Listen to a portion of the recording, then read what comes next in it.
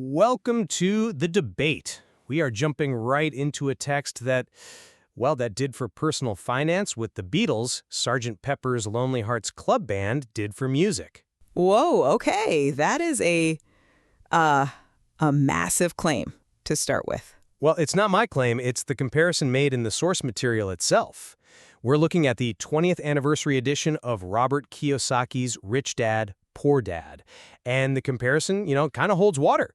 Because just like that album was this huge artistic risk that defined an era, this book was a massive financial risk. In 1997, every major publisher rejected it. They laughed at it. They couldn't get past the idea that a finance book would tell people their house isn't an asset and that high grades don't matter.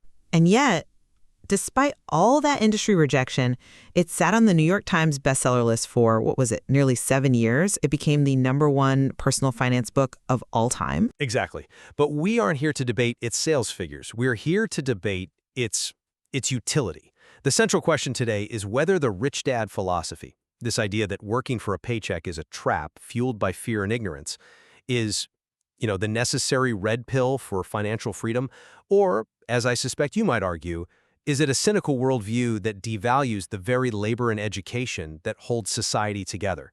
I'm taking the position that this book is the missing manual. It's the only thing explaining why the old rules just don't work anymore. And I'm taking the position that the red pill here is actually a poison pill. I'd argue that the poor dad perspective, which, values stability, academic rigor, contribution, is just unfairly trashed in this text. Kiyosaki's rich dad pedagogy, I think, relies on a form of psychological conditioning that really borders on exploitative. It suggests that unless you're an investor, you're a victim. And I just don't think that's a healthy way to view the world. Okay, but let's look at why that victim mentality might actually be justified, though. We have to look at the numbers presented in the introduction of this anniversary edition. Kiyosaki points to a very specific window of time between 1993 and 2010. During that period, over 50% of the increase in national income in the United States went to the top 1%. The hollowing out of the middle class, yeah. It gets more severe. Look at the recovery period after the 2008 crash. The text notes that between 2009 and 2012, 95% of income gains went to that same top 1%. This validates the core thesis of the book. The economy has fundamentally changed. The old advice, go to school, get good grades, get a safe job, save money, it's mathematically broken. It's not just old-fashioned, it's dangerous advice. The rich dad understands that you do not work for money, you make money work for you. The poor dad, despite his PhD and his government job, died in debt because he was playing a game he didn't understand. Right, and I see the data, and I don't dispute the rising inequality. That's a fact. But what I do dispute is the framing of the poor dad as a failure because of it. We need to be clear about who this character is. The poor dad, who is based on Kiyosaki's biological father, wasn't just some guy struggling to hold down a job. He was a brilliant man. He attended Stanford, the University of Chicago, and Northwestern. He was a superintendent of education for the state of Hawaii. And yet he was always broke? He was broke, but he held a moral stance. He believed that the love of money is the root of all evil. He dedicated his life to public service. To frame his entire life as a total loss because he didn't die with a massive portfolio it's just a very reductionist view of human value. Now compare that to the rich dad, Mike's father, who was an 8th grade dropout, and his method of teaching involved employing 9-year-olds for 10 cents an hour to, teach them a lesson about the value of labor. We have to ask, is the rich dad's success built on superior intelligence, or is it built on a willingness to leverage other people's desperation? I think you're mistaking a practical lesson for exploitation. Kiyosaki isn't saying education is bad. He's saying traditional education is incomplete. It creates employees, not employers. Think about it. Schools teach professional skills, how to be a doctor, a lawyer, a teacher. But they teach zero financial skills, literally zero. And this is why you have incredibly smart people like the poor dad who struggle financially all their lives. They rely on job security, which the book argues is an illusion. When you rely on a paycheck, you become a servant to the government through taxes and a servant to your employer who dictates your worth. See, that language, servant, is exactly my issue. The poor dad didn't see himself as a servant. He believed that the government and the company had a responsibility to take care of the worker. You know, benefits, pensions, stability. It's a social contract. The rich dad calls this entitlement.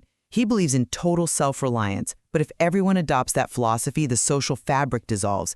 It suggests that if you aren't the one signing the checks, you're the sucker cashing them. But aren't you a sucker if you're playing a game where the rules are rigged against you? Let's dig into the first major lesson, which is all about how these two men spoke. It's the mindset argument. The text highlights a specific difference in language. When the poor dad wanted something he couldn't buy, say a new car or a vacation, he would say, "I can't afford it." Which for a civil servant with 4 kids was likely just a factual statement. It might be factual, sure, but Kiyosaki argues it's a mental stop sign. He says, when you say, "I can't afford it," your brain stops working. It lets you off the hook. You go to sleep. The rich dad forbade those words. He insisted on asking, "How can I afford it?" It's a clever rhetorical shift, I'll give you that. It turns a statement into a question. It's more than rhetoric, it's physiological. The argument is that the poor dad let his financial brain atrophy by accepting his limitations. He outsourced his financial future to the state. The rich dad treated his brain like a muscle, forcing it to find solutions. This isn't just about buying a Porsche, it's about agency. One dad sees himself as a victim of his salary. The other sees his salary as irrelevant because he creates the means to buy things. I just don't buy the idea that the poor dad was mentally lazy. He was an intellectual heavyweight.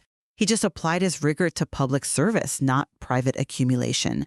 My concern with the rich dad mindset is the disdain it breeds for the employee. There's a moment in the text where rich dad tells the young Robert, "You sound like most of my employees, people I've fired or who have quit." He frames their desire for fair compensation as a character flaw. He implies that asking for a raise is a sign of weakness. But he isn't criticizing the desire for money, he's criticizing the reliance on him to provide it. And this leads us directly to the rat race. This is the core psychological trap the book describes. Rich Dad argues that most people are ruled by 2 emotions, fear and desire. Sometimes he calls it greed, but okay, let's stick with desire. Fear and desire. Think about the average person described in the book. Why do they go to work? It's not because they love the job. They go because of the fear of not having money, the fear of not paying bills, the fear of being evicted. So they work, they get paid, and the fear subsides for a moment. Right. It's a survival mechanism. But then desire kicks in. They see money in their hand, and they think of the joy it can buy, a nicer car, a bigger house. Lifestyle inflation happens. Then the money runs out, the fear returns, and they go back to work. The book uses this image of a donkey pulling a cart with a carrot dangling in front of its face. The donkey runs toward the carrot, but never catches it. The owner of the cart gets where he wants to go, but the donkey is just chasing an illusion. That analogy is incredibly dehumanizing. It reduces human motivation to that of a beast of burden. People have legitimate responsibilities, health, family, community. Reducing that to fear is such a cynical psychological assessment. But let's look at how Rich Dad proposes to cure this fear. This is the part of the book that always bothers me. He hires the 9-year-old Robert and Mike. This is the practical application. He hires them for 10 cents an hour. Even in 1956, that was a pittance. He makes them sit in a dusty room with the windows closed, dusting cans for 3 hours every Saturday while the other kids are playing baseball. He makes them miserable. And when Robert finally gets fed up and demands a raise, Rich Dad spins it around. He says, "Now you're ready to learn," because Robert was angry. Rich Dad says passion is a combination of anger and love. If Robert had just accepted the low pay, Rich Dad couldn't have taught him anything. He needed him to feel the trap. The lesson was that a job is a short-term solution to a long-term problem. If Robert had simply gotten a raise to 25 cents, he would have just been a better paid donkey. He would still be trapped in the cycle. But look at the solution. Rich Dad's solution after Robert complains is to make them work for free. No 10 cents, nothing. He tells them to keep working, but now for 0 pay. to force their brains to stop thinking about the paycheck entirely. And that is the genius of it. It feels like conditioning them to devalue their own labor. He told them to work for free, and in exchange, he would teach them. But the teaching was just more unpaid labor until they figured it out themselves. He manipulated their emotions, first fear, then anger, to prove his point. He even admits in the text, "I've been a little cruel today." He justifies this cruelty by saying, life pushes you around, so he's just doing it first. But did it work? That's the only question that matters in finance. The discomfort was necessary to break the employee mindset. If you demand a raise, you're looking to an external authority to solve your problem. You're asking daddy for more allowance. Rich Dad wanted them to look inward for innovation, and this leads to the distinction that is the most famous and controversial part of the book: assets versus liabilities. This is where the definitions get murky because he rewrites the dictionary. He doesn't rewrite it, he corrects it for the real world. Standard accounting might say one thing, but Rich Dad says, an asset puts money in your pocket. A liability takes money out of your pocket. The text drops the bomb that angered so many people. Your house is not an asset. In 1997, that was heresy. The poor dad considered his home his greatest investment, but Rich Dad pointed out that a house incurs taxes, insurance, repairs, and mortgage interest. It flows cash out. Okay, but that's a cash flow definition, right? Not a net worth definition. I mean, if you sell the house, you get the equity. If you can sell it, if the market holds. But cash flow determines survival. Look at the 2008 crisis, which the 20th anniversary edition discusses at length. When the subprime bubble burst, millions of people found out the hard way that their house wasn't an asset. The value plummeted, but the debt remained. They were trapped. The text notes that while the poor dad was paying off a mortgage, the rich dad was acquiring income-generating assets. One was digging a hole, the other was building a mountain. I accept the mathematical truth of cash flow. If it eats money, it's a liability. Fine. However, the book's discussion of 2008 also contains a significant deflection. Kiyosaki writes that the crash wasn't caused by the poor dads buying houses. It was caused by the rich creating financial weapons of mass destruction, derivatives. That's Warren Buffett's term, which Kiyosaki quotes. Right. The text admits that the ultra-rich engineered instruments that blew up the economy, valued at $1.2 quadrillion. So Rich Dad teaches you to be one of the people controlling the assets, but it implicitly suggests that the stability of the middle class, the poor dad's house, is acceptable collateral damage in the games played by the wealthy, the book seems to say. The rich will loot the system, so you better become rich so you can help loot it too. That's a harsh interpretation. The text acknowledges the rich created the mess, yes, but it frames this as a reality one must navigate, not necessarily endorse. And look at the outcome of 2008. The government printed money to bail out the banks. The rich saved themselves. The savers, the poor dads, were the losers because interest rates hit zero. If you followed the poor dad's advice to save money, you lost wealth due to inflation. The rich dad philosophy is about understanding that the system is rigged against the employee, so you must become an owner. It's self-defense. It's a philosophy of if you can't beat them, join them. But let's look at the practical application. The boys are working for free. They are dusting cans. They've stopped looking for a paycheck. And because their brains aren't focused on the wage, their eyes open to opportunity.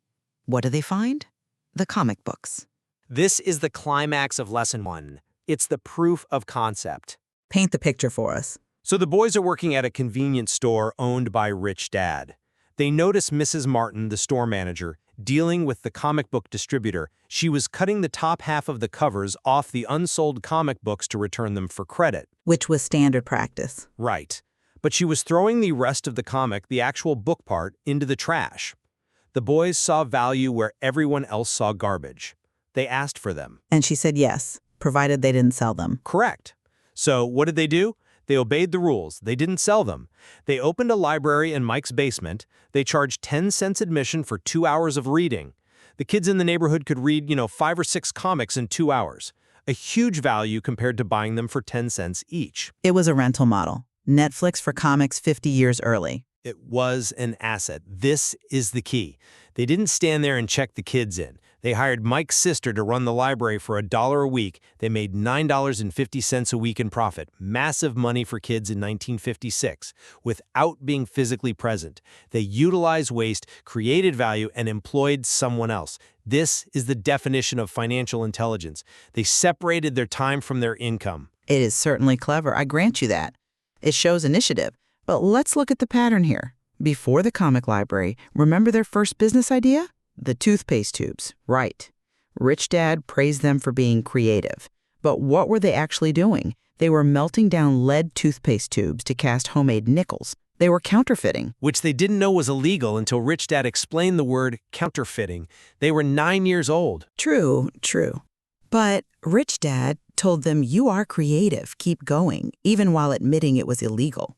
He admired the hustle more than the legality. Then with the comic books, they were operating in a gray area. The distributor gave credit for those comics, assuming the rest were destroyed. The boys monetized waste that wasn't technically theirs to monetize in that way. It suggests a pattern where financial intelligence often borders on rule-breaking or exploiting loopholes. That's innovation. Innovation always pushes the boundaries of the rules. And how did it end? Bullies. Right. Bullies forced their way into the basement and started a fight. Mike's dad, the rich dad, told them to shut it down. The real world of violence and social friction intruded on their perfect asset.